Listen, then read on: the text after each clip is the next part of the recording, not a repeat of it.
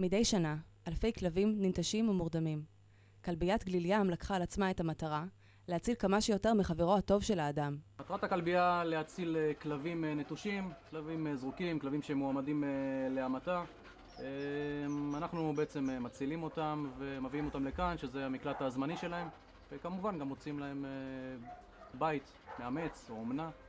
גלילה אבן חן, הלב שמאחורי המקום, משקיע את כל מאמציה על מנת למצוא בית חם לכל כלב. אנחנו זקוקים לכולם שיאמצו, אבל לא באים. גליל ים לא כל כך מפורסם מבחינת אימוץ כלבים. העניין הוא שצריך יותר פרסום למקום על מנת שאנשים יגיעו לאמץ.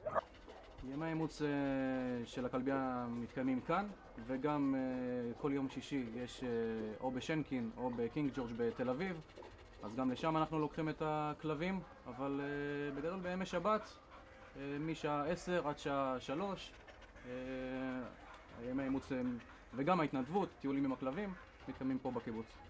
הכלבים עוברים פה עיקורים, סירוסים, תספורות, נגד קרציות, נגד פרושים. אנחנו דואגים לכל, נגד תולעים, הכל אנחנו דואגים. ואנחנו מצפים שאנשים יתרמו כדי שנוכל לעמוד בעלויות האלה. אנחנו גם עובדים על חוק לעיקור וסירוס הכלבים.